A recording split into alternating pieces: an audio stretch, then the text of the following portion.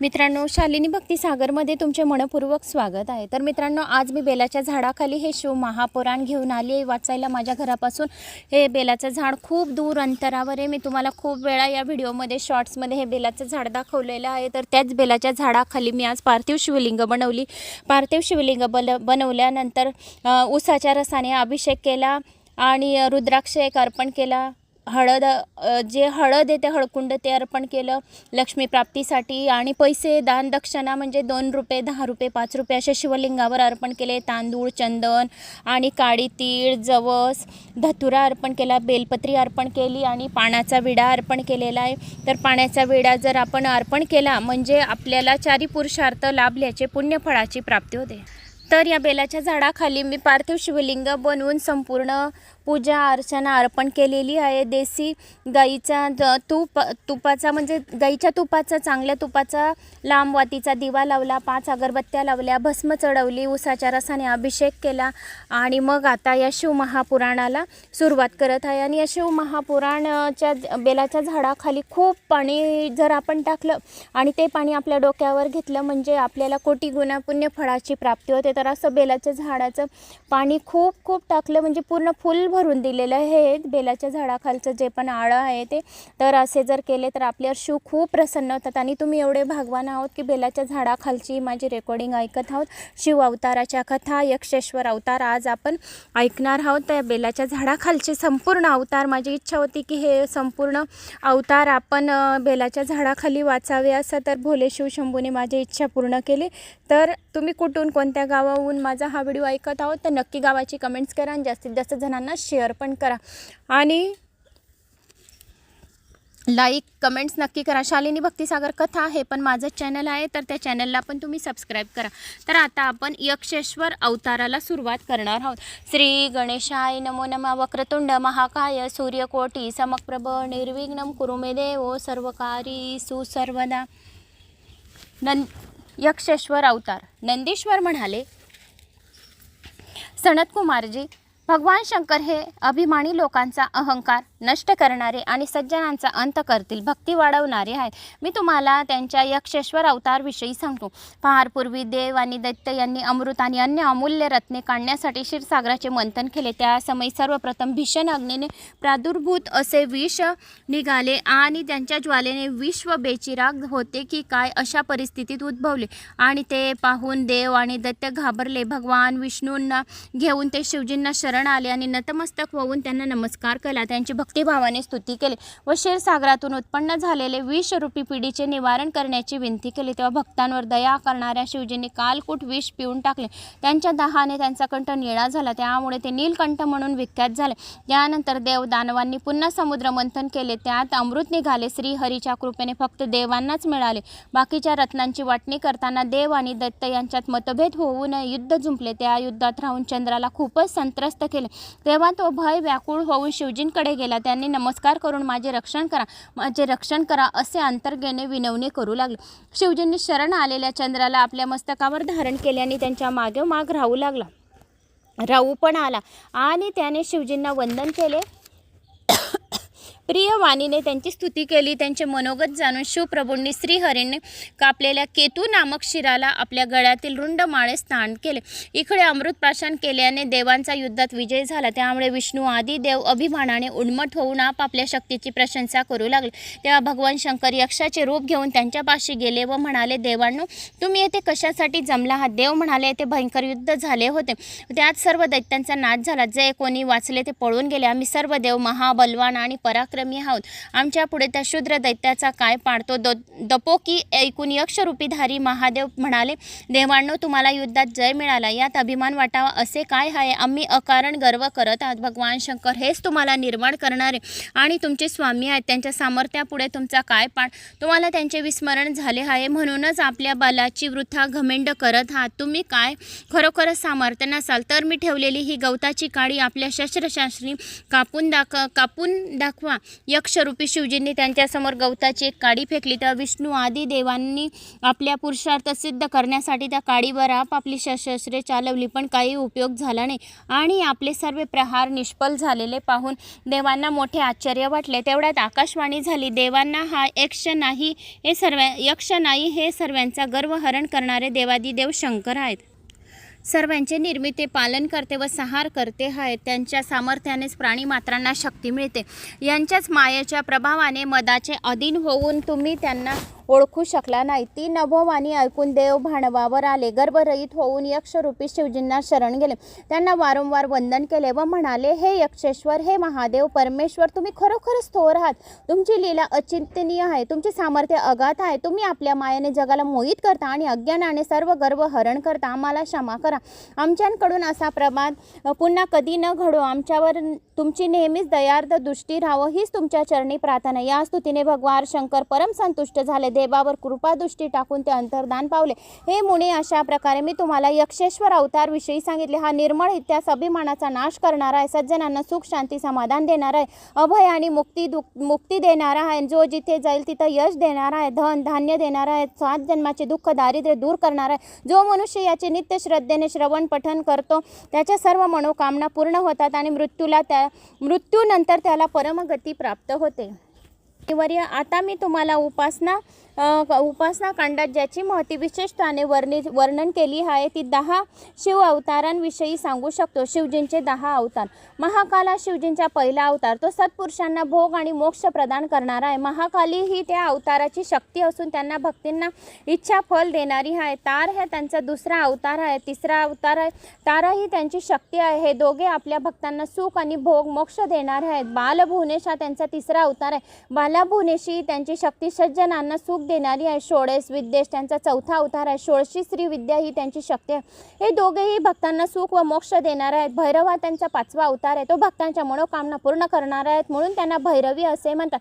गिरजा ही त्यांची शक्ती आहे आणि उपासकांना अभिष्ट फल देणारी आहे. छिन्नमस्तक हा त्यांचा 6वा अवतार आहे. छिन्नमस्तिका गिरजा ही त्यांची शक्ती आहे, म्हणून ती भक्तांचे मनोरथ सिद्ध करणारी आहे. आणि धूम्रवाण हा त्यांचा 7वा अवतार. धूमावती ही त्यांची शक्ती आहे. हे दोघे उपासकांना श्रेष्ठ फल देणारे आहेत. बगलामुख हा त्यांचा 8वा अवतार आहे. तो भक्तांना सुखदायक आहे आणि बगलामुखी ही त्यांची शक्ती आहे. ती भक्तांच्या सर्व मनोकामना पूर्ण करून देणारे उपासनांचे श्रेष्ठ फल देणारी आहेत. कमल हा त्यांचा 10वा अवतार आहे. तो भुक्ती मुक्ती देणारा आहे. आणि कमला ही त्यांची शक्ती आहे. ती भक्तांचे पालन करणारी आहे. भगवान शंकराचे हे 10ही अवतार सज्जन भक्तांना सुख शांती देणारे, त्यांची कार्यसिद्धी करणारे आणि त्यांचे सर्वतोपकारी कल्याण करणारे. त्यांचे महात्म्य फार थोर आहे. त्यांच्या शक्तींच्या महिमाही अद्भुत आहेत आणि प्रभावशाली आहेत. त्या तंत्रशास्त्र गर्भित असून आपल्या भक्तांच्या इच्छा पूर्ण करणारे, या दुष्टांना शासन करणारे आणि ब्रह्मतेज विधिगंत करणारे आहेत. या शक्तींना जारण मारणारी कार्यामध्ये अधिक मान. हे ब्राह्मण, अशा प्रकारे तुम्ही मला या महेश्वराच्या 10 शुभ अवताराची कथा सांगितली व त्यांची शक्तीची सर्व माहिती सांगितली. जो मनुष्य शिवपर्वकाळी हा निर्मळ इतिहास भावभक्तीने वाचतो किंवा ऐकतो व शिवशंभूंना अत्यंत प्रिय असतो, या आख्यानाचे पाठ केल्याने ब्राह्मणाचे ब्रह्मतेज वाढते. क्षत्रियाला युद्धात विजय मिळतो. धनवान होतो. या शूद्राला सुख प्राप्ती होते. हे चरित्र श्रवण केल्याने सहधर्मपरायण शिवभक्तांना सौख्य लाभते. धनधान्याची प्रगती होते. त्यांची शिवभक्ती अधिकाधिक वृद्धिगत होते. आता 11 रुद्र अवतार.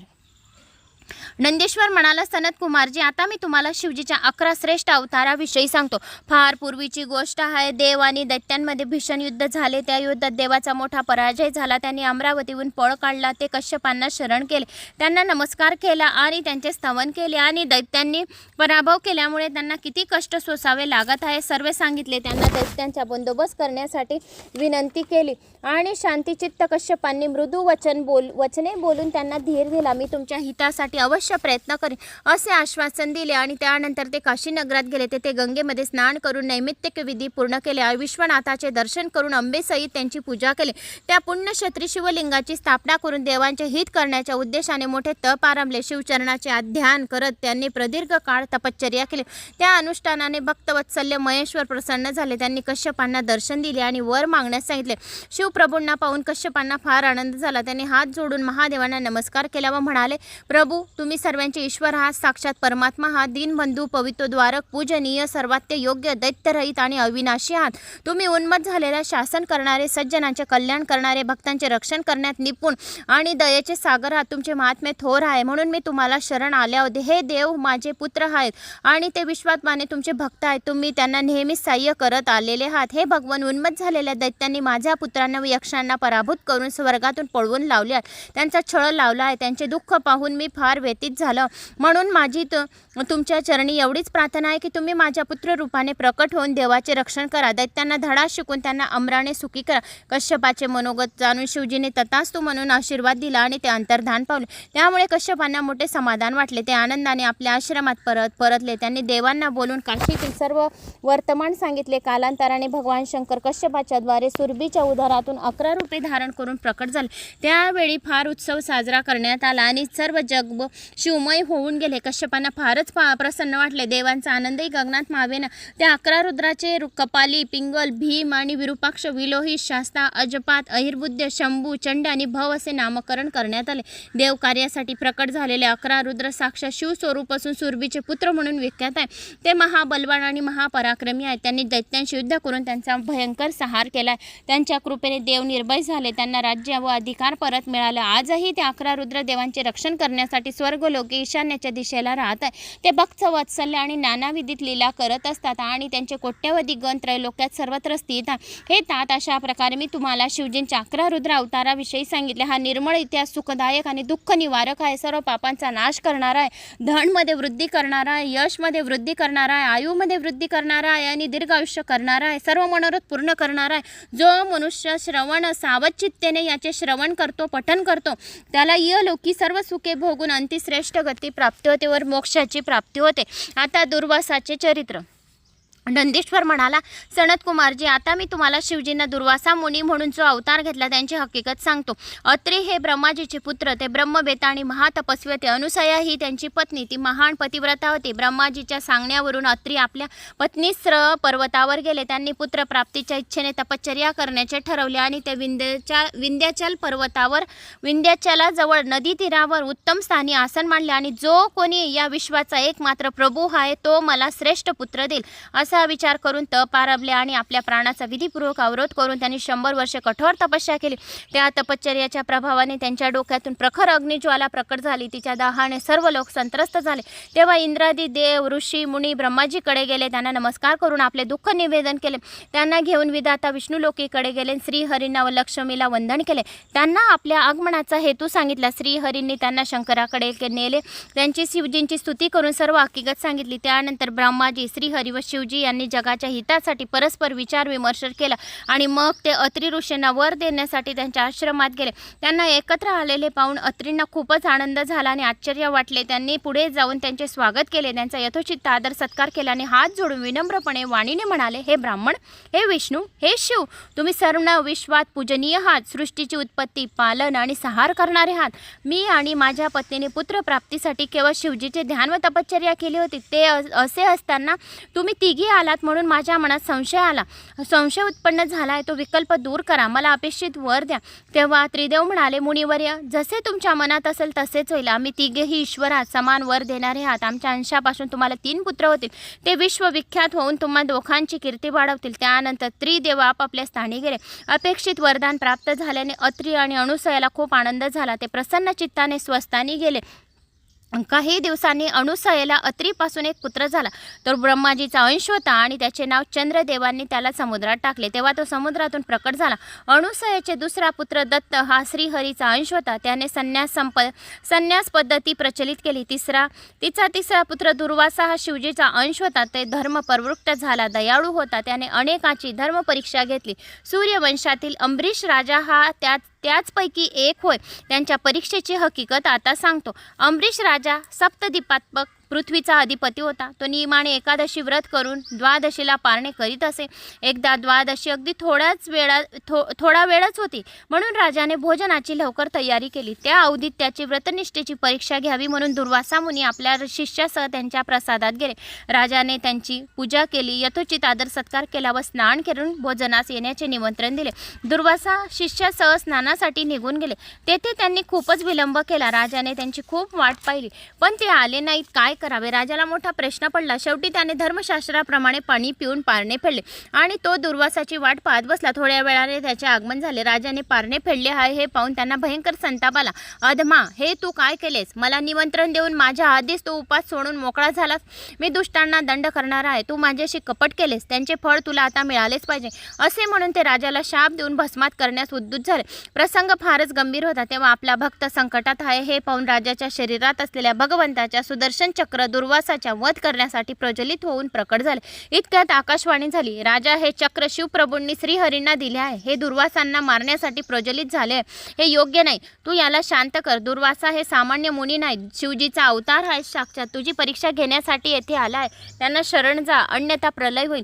ती आकाशवाणी ऐकून अंबरीशाने दुर्वासाचे पाय धरले. मधुरवाणीने त्यांची स्तुती केली. त्यांनी शिवजीचे श्रीहरीचे स्मरण केले व म्हणाला, जर मी धर्माला अनुसरून वागत असेन, जर माझे कुळदेव ब्राह्मणाची भक्ती करत असेल आणि माझे आराध्य दैवत माझ्यावर प्रसन्न असतील, तर भगवान विष्णूंचे हे अस्त्र शांत हो.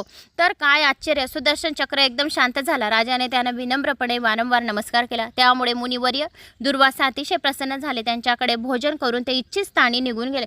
हे ब्रह्मपुत्र, या दुर्वासांनी प्रभू रामचंद्राची ही परीक्षा घेतली होती. ती कथा अशी आहे. एके दिवशी काळ मुनिरूप धारण करून श्रीरामापाशी आला होता. त्यांच्या चर्चेत कोणाच्याही व्यथित येऊ नये म्हणून काळाने श्रीरामाने आपले बोलणे चालू असताना जो कोणी तुमच्यापाशी येईल त्याच्या तुम्ही त्याग करावा असे स्पष्ट अट घातली होती. ती मान्य करून दोघे एकांतात बोलत बसले. तेव्हा दुर्वासा मुद्दाम तेथे गेले. लक्ष्मणाने त्यांना समजवण्याचा खूप प्रयत्न केला, पण ते ऐकलेच नाही. त्यांनी स्वतःच्या आगमनाची खबर देण्यासाठी लक्ष्मणाला हट्टाने आत पाठवले. तेव्हा काळाच्या अटीला अनुसरून श्रीरामांनी लक्ष्मणाचा त्याग केला. त्याचे धैर्य पाहून दुर्वासाचे मन प्रसन्न झाले. त्यांनी रामप्रभूंना प्रेमाने वर दिला. ब्रह्माजींच्या प्रार्थनेवरून भगवान विष्णूंनी वसुदेवाचा पुत्र म्हणून जन्म घेतला आणि त्या अवतारात कृष्णांनी महापातकी, उन्मत आणि ब्रह्मद्रोही दुष्टांना मारून सज्जनांचे रक्षण केले. भगवान श्रीकृष्ण ब्राह्मणाची भक्ती करत असत आणि रोज असंख्य ब्राह्मणांना षडसयुक्त पंचपक्वानांचे भोजन खाऊ घालत असत. ही कीर्ती ऐकून दुर्वासाने त्यांची परीक्षा घेण्याचे ठरवले. त्यांनी भगवानांना रुक्मिणीसह आपल्या रथाचा झुपले. ब्रह्मसेवा त्या दोघांनीही आनंदाने कार्य केले. त्यामुळे प्रसन्न झाल्याने दुर्वासाने श्रीकृष्णांना तुमचे अंग व्रजासारखे होईल असा वर दिला. एके दिवशी मुनिश्रेष्ठ दुर्वासा गंगे स्नान करत असता त्यांचे वस्त्र वाहून गेले. नग्न झाल्यामुळे त्यांना फार लाज वाटू लागली. त्यांची अवस्था जाणून द्रौपदीने आपले अर्धे वस्त्र फाडून आदराने त्यांना दिले. प्रवाहाबरोबर वाहत चाललेले तिचे वस्त्र घेऊन त्यांनी आपल्या गुहस्थान झाकले. त्यामुळे प्रसन्न झालेल्या दुर्वासाने तिला वस्त्र वाढण्याचा वर दिला. त्या वरदानामुळे द्रौपदींना पांडवांनी सुखी केले. हंसडिंब नावाचा एक दुष्ट राजा फार अभिमानी होता. दुर्वासांनी त्यांचा नाश केला. असे आहे त्या महामुनींचे चरित्र. त्यांनी भूलोकीच्या ब्रह्मतेजाचा विस्तार केला. लोकांना शास्त्र समजावून सांगितले. आपल्या शुभ उपदेशाने अनेकांचा उद्धार केला. कित्येकांना ज्ञान देऊन मुक्त केले. त्यांनी अनेकानेक अद्भुत लीला केल्या. त्या सर्व सांगणे येथे शक्य नाही. असा जो मनुष्य दुर्वासाचे पावन चरित्र श्रद्धेने श्रवण पठन करतो, त्याच्या सर्व मनोकामना पूर्ण होतात. त्याला धनाची, यशाची, आयुष्याची, आरोग्याची प्राप्ती होते आणि इहलोकी आणि परलोकी सुखाची प्राप्ती होते. असे हे दुर्वासाचे चरित्र आहे. आता हनुमानाचे चरित्र. नंदीश्वर म्हणाला, सनत कुमारजी, आता मी तुम्हाला हनुमंताचे चरित्र सांगतो. हनुमत रूपाने भगवान शिवजींनी फार सुंदर लीला केल्या आणि प्रभू रामचंद्रांचे पुष्कळ हित केले. हनुमानाचे चरित्र सर्व प्रकारचे सुख देणारे आहेत आणि ते प्रेमाने श्रवण करा. हनुमानाचे चरित्र. एकदा शिवजींनी श्रीहरींनी धारण केलेले मोहिनी रूप पाहिले. तेव्हा कामदेवाच्या बाणाने पीडित होऊन त्यांचे वीर्य खलित केले. सप्तऋषींनी ते वीर्य एका पानावर घेतले आणि रामकार्याच्या सिद्धीसाठी गौतम कन्या अंजनीच्या कानातून तिच्या उदरात स्थापन केले. त्यामुळे ती गर्भवती झाली. यथावश प्रसूत होऊन तिने एका पुत्राला जन्म दिला. तो वानर शरीरधारी पुत्र महान सामर्थ्यवान व पराक्रमी होता. शिव अवतार होता. त्याचे हनुमान असे नामकरण करण्यात आले. महाबली हनुमान लहान असतानाच त्यांची गोष्ट अशी आहे. एके दिवशी उगवत सूर्यबिंब हे हे फळच आहे असे समजून त्याने आकाशात उडान केल्याने त्याला गिळून टाकले. त्यामुळे सर्वत्र हाहाकार झाला. देवांची त्यांची पुष्कळ प्रार्थना केली. तेव्हा कोठे त्याला सूर्याला बाहेर काढले. त्या समयी हनुमान हा शिवप्रभूंचा अवतार आहे हे जाणून देवांना ऋषींना अपार आनंद झाला. त्या सर्वांनी त्याला अनेक वरदान दिले. त्यानंतर हनुमान घरी आला. त्यानंतर आपल्या मातेला समस्त वृत्तांत कथन केला. तिला त्याचे फारच कौतुक वाटले. पुढे अंजनीच्या आज्ञेने तो सूर्यापाशी गेला. त्याच्यापाशी राहून सर्व विद्या शिकला. सूर्याने त्याला आपल्या पुत्राच्या सुग्रीवाच्या साह्याने जाण्यास सांगितले. तेव्हा हनुमानाच्या मातेने भेट घेतली आणि तिची अनुज्ञा घेऊन तो सुग्रीवाकडे गेला. वाली हा सुग्रीवाचा मोठा भाऊ. तो महाबलाढ्य होता. त्याने सुग्रीवाची बायको हरण केली होती. त्यामुळे दोघांमध्ये वैर उत्पन्न होऊन सुग्रीव ऋषीमुख पर्वतापुढे राहू लागला. त्याने हनुमानाला आपला प्रदान केले. कालांतराने सीतेला हरण करून नेल्यामुळे दुःखी झालेल्या रामप्रभू आणि पंदूसह तिचा शोध घेता घेता तेथे आले. त्याने सुग्रीवाबरोबर मैत्री केली. त्यांचा कैवार आणि पापाचरण करणाऱ्या अभिमानी वालीला आता ठार केल्याने सुग्रीवाला किष्किंधाच्या राजसिंहासनावर बसवले. काही दिवसांनी श्रीरामाच्या आज्ञेवरून बुद्धिमान हनुमान पुष्कळ वानर घेऊन सीता शोधार्थ निघाला. ती लंकेत आहे असे कळताच त्याने स्वबळावर समुद्र उल्लंघन करून त्या नगरीत प्रवेश केला. तेथे सीतेला शोधून प्रभू रामचंद्र सुखरूप असल्याचे सांगितले. त्यामुळे तिचे दुःख कमी झाले. लंकेमध्ये त्याने अद्भुत चरित्र दाखवले. आधी अशोक वाटिका उद्ध्वस्त करून पुष्कळ राक्षसांना मारून टाकले. रावणाच्या पुत्राला लंकेतील अनेकांना विविध प्रकारे खूपच उपद्रव दिला. पुढे रावणाने त्याच्या शेपटीला तेलात भिजवलेली वस्त्र गुंडाळून ती पेटवून दिली. तेव्हा त्याने घरावर उड्या मारून विभीषणाचे घर सोडून बाकी सर्व लंकेला आग लावली. त्या अग्निप्रलयाने लंकेचे सर्व वैभवच बेचिराग करून टाकले. त्यानंतर त्याने आपली शेपटी समुद्रात बुडवून विझवली आणि पुन्हा उडान करून तो समुद्राच्या दुसऱ्या तीरावर आला. श्रीरामाची भेट घेऊन त्याने सर्व वर्तमान सांगितलं. त्याने सीतेच्या डोक्यावरील मणी दिला आणि आपल्या प्रिय पत्नीचे कुशल ते वृत्त ऐकून प्रभू श्रीरामाचा शोक नाहीसा झाला. तेव्हा त्यांनी हनुमानाच्या पराक्रमाची प्रशंसा केली.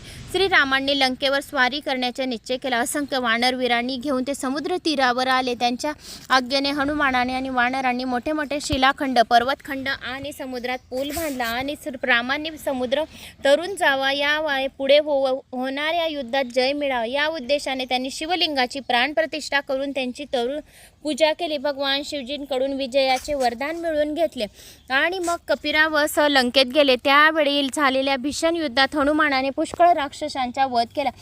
रामसेनेचे रक्षण केले. शक्तीच्या प्रहाराचे घायल होऊन मरणोन्मुख पडलेल्या लक्ष्मणाला संजीवनी बुटी आणून पुनर्जीवित केले. मैरावण नावाच्या राक्षसाला मारून राम लक्ष्मणाची सुखरूप सुटका केली. लंकेमध्ये झालेल्या या महायुद्धात रावणाचा त्याच्या परिवारातील सर्व बलाढ्य वीरांचा नाश केला.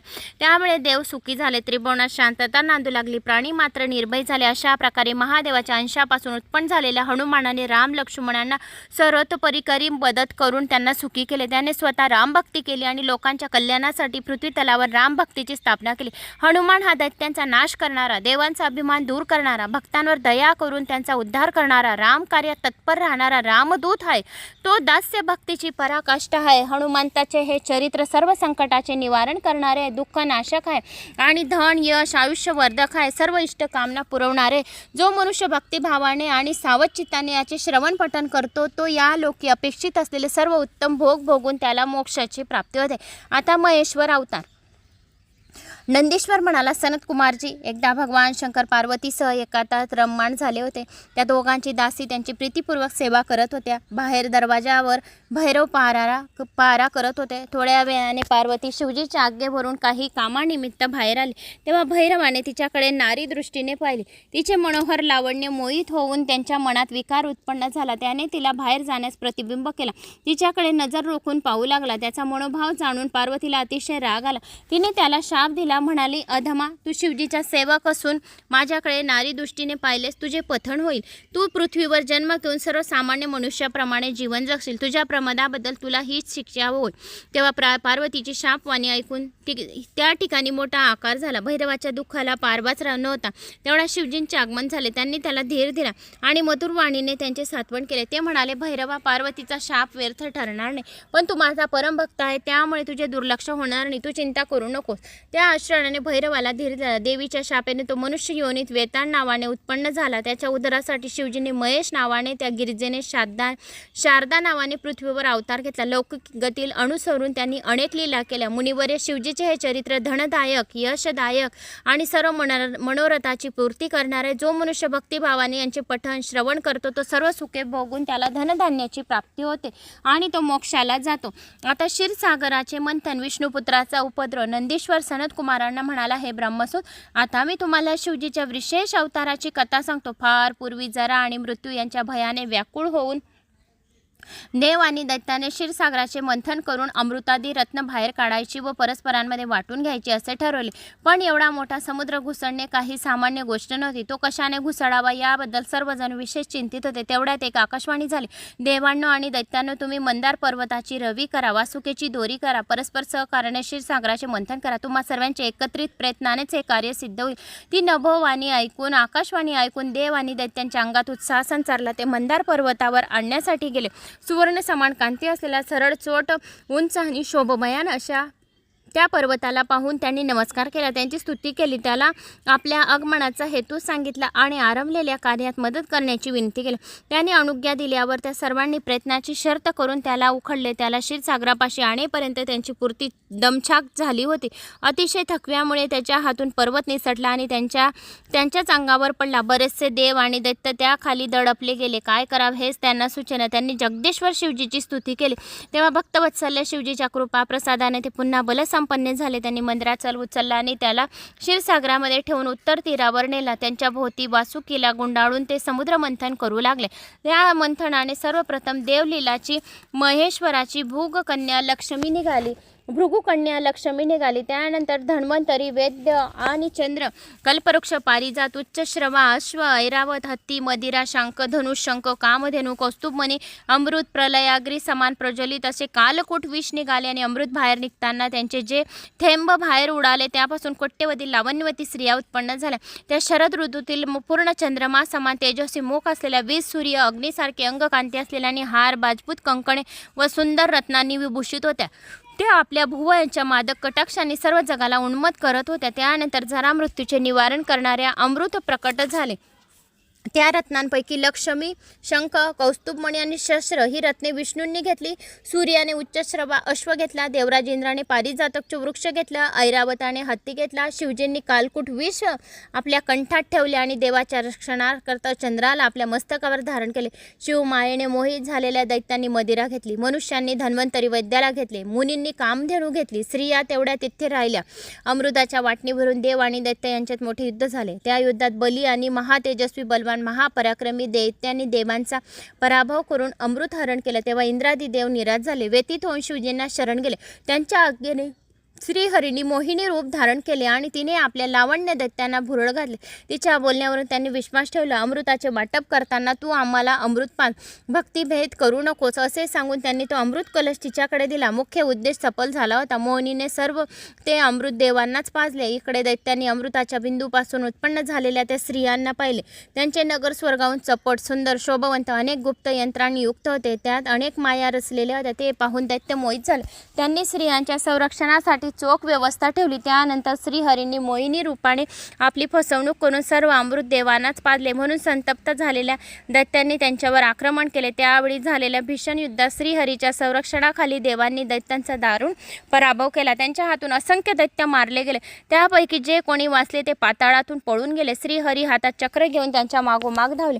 त्यावेळेस त्यांनी अमृतापासून उत्पन्न झालेल्या लावण्यवती स्त्रिया पाहिल्या. त्या सौंदर्याने कामपीडित झालेले श्रीहरी तेथेच राहिले. त्यांनी त्या स्त्रियांशी बराच काळ क्रीडा केली. त्यांच्यापासून त्यांना स्त्रियांना अनेक पराक्रमी पुत्र झाले. ते स्वर्गात आणि पृथ्वीवर मोठा उपद्रव देऊ लागले. त्यांच्या त्रासाला कंटाळले आले आणि देव आणि मुनी ब्रह्माजीकडे गेले. त्यांनी विष्णुपुत्रांची सर्व हकीकत निवेदन केली. ब्रह्माजींना त्यांना कैलास पर्वतावर शिवजींकडे नेले आणि शिवप्रभूंना नमस्कार केला. नाना स्तोत्रांनी त्यांची स्तुती केली व म्हणाले, स्वामी विष्णू अमृत पण स्त्रियांवर मोहित होऊन त्यांच्या संवाद पाताळातच रममाण झाले आणि त्यांच्या विकारी पुत्रांनी पीडा देऊन संत्रस्त केले आणि कृपा करून त्यांचा उपद्रव थांबावा असे तेथून श्रीहरींना घेऊन आले. तर असे हे लक्ष्मीनारायणची कथा होती. समुद्र मंथनाची कथा होती. क्षीरसागराचे मंथन, विष्णुपुत्राचा उपद्रव यांच्या कथा होत्या.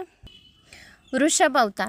नंदीश्वर म्हणाला, सनत कुमारजी देवाचे घराणे ऐकून कृपा सिंधू शिवजींनी त्यांना अभय दिले. ती मंडळी आपापल्या स्थानी गेल्यावर त्यांनी वृषभाचे रूप घेतले आणि भयंकर गर्जना करत मोठ्या वेगाने पाताळात प्रवेशले. त्यामुळे तेथे प्रचंड खळबळ माजली. ते वर्तमान समजताच संतप्त झालेले विष्णुपुत्र आयुध सरसावून त्यांच्या अंगावर धावून गेले.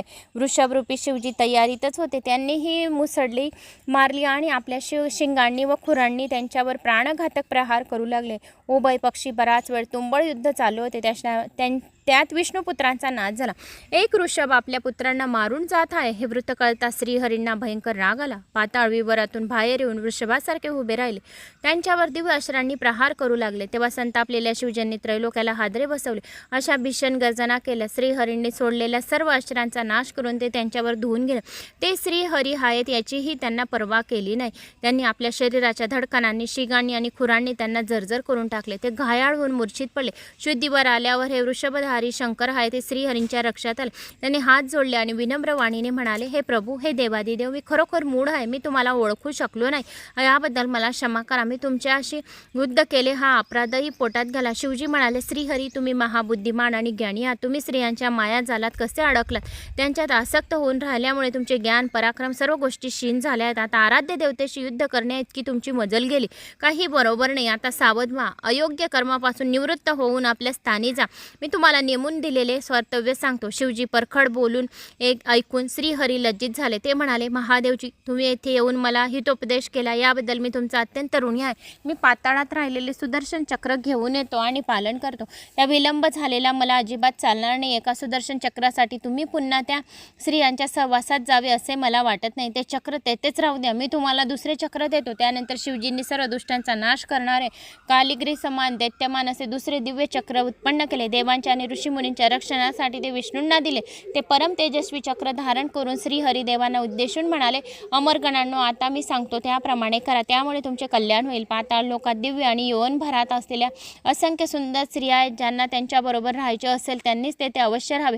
ते ऐकून पाताळात जाण्यास उत्सुक झाले. ते पाहून शिवजींना फार राग आला. ते म्हणाले, माझ्या अंशाने उत्पन्न झालेले मुनी आणि दैत्य यांच्याशिवाय जे कोणी पाताळात प्रवेश करतील त्यांना तत्काळ मृत्यू होईल. ती शापवाणी ऐकून देव निराश झाले. शिवजींची अनुज्ञा घेऊन त्या आपल्या स्थानी गेले.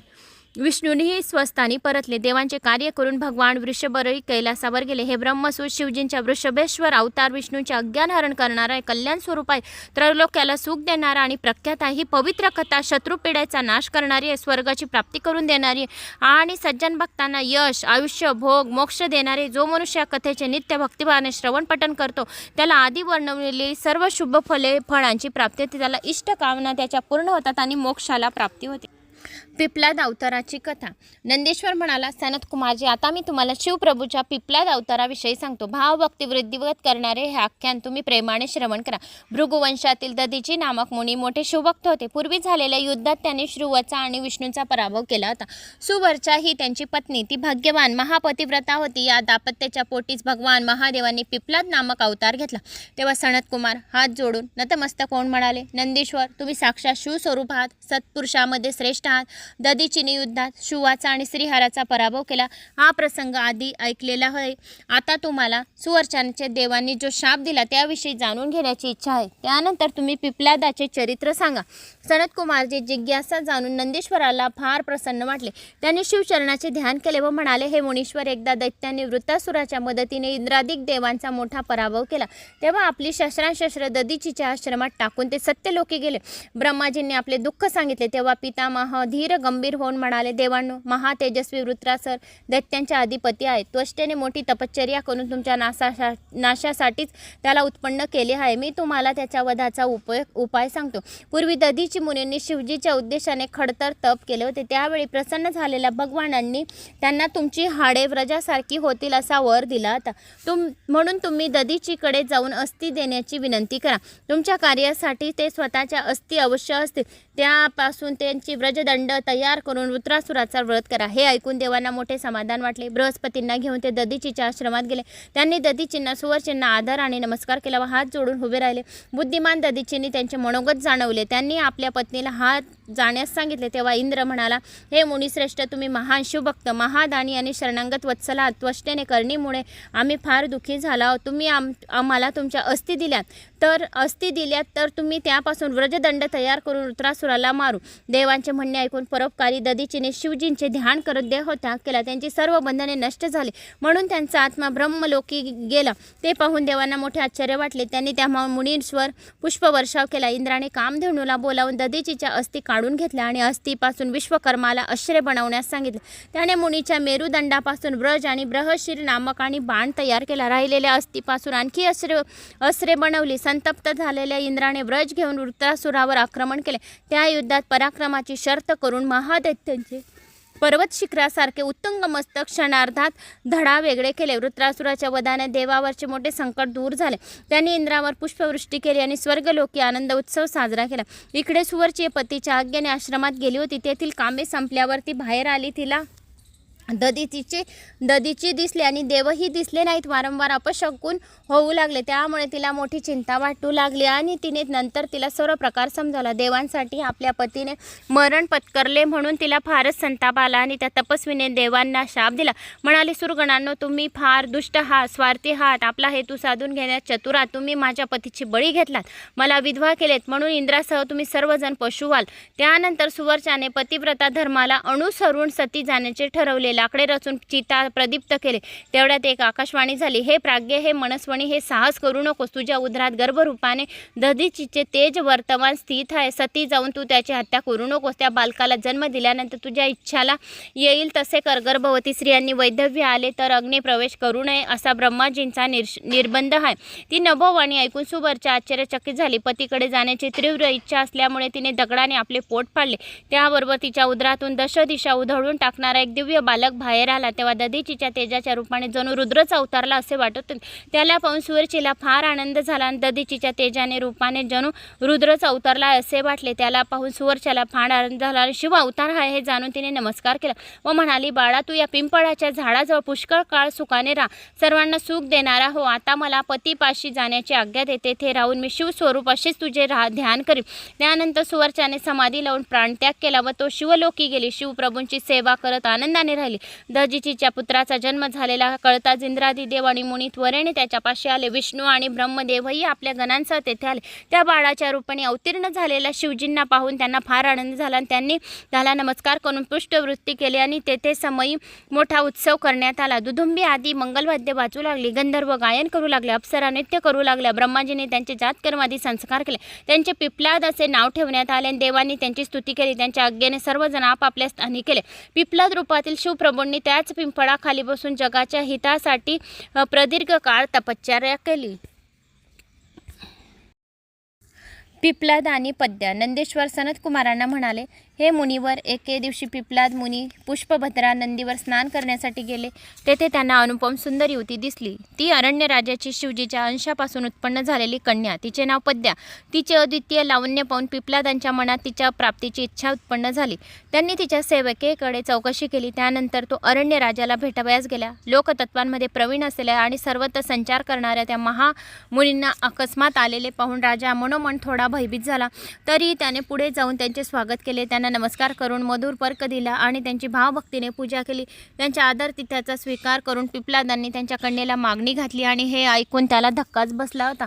एवढ्यात वयोवृद्ध तपवृद्ध पिप्लादांनी त्यांच्या कन्येला मागणी घातली आणि ते ऐकून त्यांना खूप धक्का बसला. वयोवृद्ध तपवृद्ध मुनीला आपली तरुण सुस्वरूप कन्या द्यायची तरी कशी, असा त्याला प्रश्न पडला. तो काहीच बोलला नाही. तेव्हा मुनींना राग आला. ते म्हणाले, राजा, माझ्या प्रस्तावावर एवढा विचार कसला करतोस? तुझी कन्या मला भक्तिपूर्वक अर्पण कर, अन्यथा मी तुझ्यासह तुझे राज्य भस्मासात करीन. पिप्लादांचे अमोघ वचन ऐकून राजासह त्यांच्या स्त्रिया आणि दरबारी मान्यवरी अक्षरशः व्याकुळ झाले. राजाच्या दुःखाला पारवाच नव्हता. सर्वांनी त्यांची कशीबशी समजूत काढली. शेवटी आपल्या राज्याचे आणि प्रजानांचे रक्षण व्हावे म्हणून राजाने पद्याचे सालंकृत कन्यादान केले. विवाह यथाशास्त्र संपन्न केला. राजकन्येला घेऊन पिप्लाद प्रसन्नतेने आपल्या आश्रमात गेले. तीही पतिव्रता धर्माला अनुसरून काया वाचून मने त्यांची सेवा करू लागली. काही कालावधीनंतर पिप्लाद तरुण होऊन पद्यासमेत सुखाने संसार करू लागला. त्यांना 10 पुत्र झाले. ते सर्वश्रेष्ठ महात्मा आणि तपस्वी होते. पिप्लाद मुनी अतिशय दयाळू होते आणि त्यांनी अनेक अद्भुत लीला केल्या होत्या. त्यांना कधीही निवारण न होणाऱ्या शनीची पीडा हरण करण्यासाठी लोकांना असे वरदान दिले होते की कोणत्याही शिवभक्ताला जन्मापासून 16 वर्षापर्यंत शनीश्वराची पीडा होणार नाही. या माझ्या वचनांचा शनीने अनादर केला तर तो भस्म होऊन जाईल असे महान तपस्वीच्या आज्ञेने शनीला आजही धाक आहे. तो शिवभक्तांना जन्मल्यापासून 16 वर्षापर्यंत पीडा देत नाही. हे महाप्राज्ञ कादी, कौशुक आणि पिपलाद हे 3 महामुनी शनी प्रकोपाने उद्भवणारी पीडा दूर करणारी आहेत, म्हणून त्यांची नेहमी स्मरण करावी. दधीची परमज्ञानी साधुसंतांना प्रिय आणि महान शिवभक्त होते. भगवान शंकरांनी पिपलाद रूपाने त्यांचा पुत्र म्हणून जन्म घेतला, म्हणून ते खरोखर धन्य होय. जो मनुष्य पिपलादाचे व पद्याचे चरित्र श्रवण पठण करतो त्यांचे सर्व मनोरथ सर्व इच्छा पूर्ण होतात. हे आख्यान पुण्यवृद्धी करणारे, स्वर्गप्रदची प्राप्ती करून देणारे, शनीपीडाचे निवारण करणारे आहे, राहू केतूपासून निवारण करून देणारे आहे आणि 7.5 निवारण करून देणारे आहेत, अनिष्ट ग्रहांपासून उद्भवणाऱ्या दोषाचे निवारण करणारे आहेत. जो कोणी हा अध्याय ऐकतो त्याला कसल्याही प्रकारची पीडा लागत नाही. वास्तुदोष, ग्रहदोष आणि शनीपीडा, राहू केतू पीडा हे लागणार नाही. याचे नित्य वाचन केल्याने पाठकाला अपेक्षित फलाची प्राप्ती होते. तर असे हे पिपलादाचे आणि पद्याचे चरित्र होते. आता वैश्यनाथ अवतार. नंदेश्वर म्हणाला, सनतकुमारजी, आता मी तुम्हाला शिवजीच्या वैश्यनाथ अवताराविषयी सांगतो. पूर्वी नंदी ग्रामात महानंदा नावाची नितांत सुंदर वेश्या राहत होती. ती उज्ज्वल अंगकांती असलेली, अतिशय धनाढ्य, सर्व प्रकारच्या ऐश्वर्याने संपन्न, गायनवाद्यात निपुण आणि मनोहर होती. ती उत्तम शृंगार करायची, रत्नजडित आभूषणे धारण करायची. तिचे गायन राजा राणीही प्रसन्न होऊन ऐकत असत. महानंदा वेश्या असली तरी शिवप्रभूची परमभक्त होती. ती भस्म आणि रुद्राक्ष धारण करायची, शिवनामाचा जप करायची, शिवपार्वतीच्या नित्यनेमाने पूजा करायची, त्यांची स्तुती करायची, त्यांची भजने गात नृत्य करायची, शिवव्रते करायची, ब्राह्मणांना दानधर्म करायची. तिने एक कोंबडा आणि माकड पाळले होते. त्यांना ती रुद्राक्षांची भूषणे घातली होती आणि नित्य शिकवले होते. ते दोघे नित्य करायला लागले की त्यांनी हाताने ताल करत असे. त्यांच्या डोक्यावर कपाळी भस्म चर्चित असे. आनंदाने टाळ्या वाजवून त्यांचे कौतुक करीत असे. अशा प्रकारे त्या महानंदेने आपल्या घरी एक कोंबडा आणि माकड पाळलेले होते आणि त्या सुखात ती आनंदाने कालक्रमणा करीत होते. एके दिवशी भगवान शंकराने तिची परीक्षा घेण्याचे ठरवले. ते सुंदर वेश्याचे रूप घेऊन तिच्या घरी आले. त्यांनी आपल्या अंगाला भस्मलेपन केले होते. रुद्राक्षांच्या माळा घातलेल्या होत्या. त्यांच्या भाळी त्रिपुंड, तिलक, पस्तकावर जटा होत्या. हातात रत्नजडित खूप मोठे सुंदर कंकण होते. अंगावर दिव्य अलंकार होता. तो अतिशय तेजस्वी आणि आकर्षक होता. महानंदेने त्यांचे हसून स्वागत केले आणि उत्तम आसनावर बसवले. त्यांचा सत्कार केला आणि त्यांच्या हातातील रत्नजडित कंकण पाहून तिला मोठे आश्चर्य वाटले. ती म्हणाली, हे कंकण स्वर्गीय आहे असे मला वाटते. हे पाहून माझे मन लुब्ध झाले आहे. माझ्यासारखा दिव्य स्त्रीला शोभून दिसेल. वैश्य म्हणाला, हे कंकण तुला आवडले असले तरी प्रीतीने अवश्य धारण कर, पण याची काय व्यभिचार करायचा हा धर्म सांगतो. तर वैश्य म्हणाला, हे कंकण तुला आवडले असले तरी प्रीतीने अवश्य धारण कर, पण याची काय किंमत देणार हे सांग अगोदर. मी तुला हे कंकण द्यायला तयार आहे, पण तू याची काय किंमत देशील. ती म्हणाली, मी स्वैरचारिणी वेश्या आहे, पतिव्रता नाही. आमच्या कुळात पत्नी होऊन राहील आणि पतिव्रता स्त्रीने तुमची सर्व सेवा करीन. वेश्य म्हणाला, ठीक आहे, तुझ्या वचनावर विश्वास ठेवून मी अमूल्य रत्नकंकण तुला देतो. त्याबद्दल तू 3 दिवस रात्र माझी पत्नी होणार आहेस. या व्यवहाराला सूर्य चंद्र साक्षी आहेत आणि तू माझ्या हृदयाला हात लावून 3 वेळा तुझी तशी शपथ घे. महानंदेने वेश्याने त्यांच्या शिवशंभूच्या हृदयाला हाताने स्पर्श केला आणि आजपासून 3 दिवस मी 3 रात्र तुमची पत्नी होऊन तुमच्याबरोबर धर्माने वागीन असं त्रिवार शपथ घेतली. ती वेश्येला फार आनंद झाला. त्याने आपल्या हातातील रत्नकंकण तिला दिले आणि तसेच रत्नमय शिवलिंगही दिले व म्हणाले, प्रिय, हे लिंग मला प्राणापेक्षा अधिक प्रिय आहे आणि हे काळजीपूर्वक जपून ठेवावे. याला जर काही झाले तरी मी प्राण त्यागीन. तिने शिवलिंग आपल्या नित्यशाळेत काळजीपूर्वक जपून ठेवले आणि त्या वेश्याला घेऊन आपल्या मंदिरात प्रवेशली. रात्र झाली. महानंदा वेश्येसमेत पलंगावर निवांत झोपली होती. मध्यरात्रीच्या सुमारास वेश्यरूपी शिवजींनी प्रेरणेने तिच्या नित्यशाळेस एकाएकी आग लावण्याला आज्ञा केली. अग्नीला आग लावायला सांगितली. वाहणाऱ्या वाऱ्यामुळे ती अधिकच भडकली. तिने नित्यशाळेला चौकडून वेढले. तेव्हा सेवकाची आणि लोकांची आरडाओरड सुरू झाली. हे ऐकून महानंदेला एकदम जाग आली. तिने नित्यशाळेला आग लागलेली पाहताच ती वेगाने धावली आणि कसलीही पर्वा न करता आतमध्ये प्रवेश केला आणि तेथे बांधून ठेवलेल्या कोंबड्याला आणि माकडला सोडून दिले आणि आगीच्या भीतीने दोघे दूर पळून गेले. त्या आगीत महानंदेची नित्यशाळा जळून पूर्णपणे भस्म झाली. ती वेश्याचे शिवलिंगही जळून भस्म झाले. आता त्या दोघांना फार दुःख झाले. वेश्याच्या शोकाला पारावच नव्हता. तो तिला म्हणाला, प्रिये, ते शिवलिंग मला प्राणापेक्षा प्रिय होते, तेच राहिले नाही. म्हणून मी तरी जगून काय करू? मी अग्नीमध्ये प्रवेश करीन, माझी समजूत माझे जीवन संपून टाकेल, जीवन यात्रा संपवतो. तू सेवकांना माझ्यासाठी चिंता रचण्यास सांग आणि या समयी प्रत्यक्ष ब्रह्मदेव व श्री हरी जरी माझे समजूत घालायला आले तरी मी माझ्या निश्चयापासून जराही ढळणार नाही. त्यांचा प्राणत्यागाचा दृढ संकल्प पाहून महानंदा फार व्यतीत झाली. तिने आपल्या सेवकांना मोठी चिता रचण्यास सांगितली. ती प्रदीप्त केली. वेश्याने त्या चितेला एक प्रदक्षिणा घातली आणि सर्वांसमक्ष तीत प्रवेश करून प्राणत्याग केला. ते पाहून महानंदेला फारच धक्का बसला. तिने आपल्या कुटुंबियांना बोलवले व म्हणाली, मी त्या वेश्याकडून ते रत्नजडित कंकण घेऊन 3 दिवस रात्र त्यांची पत्नी झाली होती. पण देवयोगाने पहिल्याच रात्री हे विपरीत घडले. म्हणून पतिव्रता धर्माला अनुसरून पत्नी या नात्याने मी सती जाणार आहे. गुरुजनांनी स्वधर्मचरणाचे महत्त्व सांगितले, सत्याचेही महात्म्य सांगितले. सत्याला अनुसरून वागणे हाच परम धर्म आहे. सत्याने स्वर्ग आणि मोक्षाची प्राप्ती होते. सत्यातच सर्व प्रतिष्ठे आहे. तिचे बोलणे ऐकून आप्तांना व बंधूंना मोठे आश्चर्य वाटले. त्यांनी तिला समजवण्याचा खूप प्रयत्न केला, पण ती आपल्या निश्चयापासून जराही ढळली नाही. तिने आपल्या सेवकांना चिता रचण्यास सांगितली आणि सती पण ती आपल्या निश्चयापासून जराही ढळली नाही आणि सती जाण्याची तयारी करून ब्राह्मणांना बोलवले. आपले सर्वस्व दान केले. हत्तीशाळा, गोशाळा इत्यादी सर्वांचे दान दिले. त्यांचे आशीर्वाद घेतले. स्वकीयाचा निरोप घेतला. प्रदीप्त चितेला 3 प्रदक्षिणा घातल्या आणि शिवप्रभूचे स्मरण करून त्या दगदगीत आगीत उडी टाकली. तर काय आश्चर्य झाले. भक्तवत्सल्य भगवान शंकर ज्वालामध्ये प्रत्यक्ष प्रकट झाले आणि त्यांनी तिला वरच्यावर अगदी चेंडूप्रमाणे वरच्यावर झेलले. त्याच्या प्रभावाने दडदणारा चिता अग्नी एकदम शांत झाला. तेव्हा भाळी 3 नेत्र, मस्तकी शुभ चंद्रकोर, कोट्यावधी सूर्यसमान दैत्यपान देवादिदेव शिवजींना पाहून महानंदा धन्य झाली. तिच्या डोळ्यातून आनंदाश्रू वाहू लागले. सर्वांनी रोमांच उभे झाले. शिवजींनी तिचा हात प्रेमाने आपल्या हातात घेतला व म्हणाले, महानंदा, मी परीक्षा घेण्यासाठी वेश्य रूपाने तुझ्या घरी आलो होतो.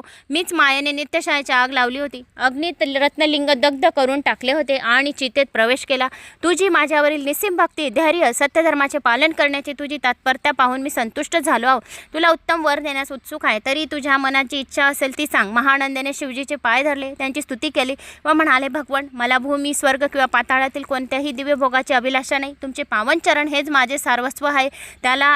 त्यांचा मला नेहमी सहवास मिळावा एवढीच इच्छा आहे. त्याचप्रमाणे माझे दास दासी बांधवही तुमचे भक्त आहेत. माझ्यासह त्यांचा उद्धार करा. त्यांना पुनर्जन्मी घोर भयापासून सोडवा. त्यांना तुमच्या चरणी आश्रय द्या. मग तिचे मनोगत जाणून शिवजींना फार प्रसन्न वाटले. त्यांनी तिच्या इच्छेनुसार सर्वांना परमपद दिले. मुनिवर्य, अशा प्रकारे शिवजींच्या कृपा आशीर्वादाने महानंदेचे व तिच्या कुळाचे कल्याण झाले.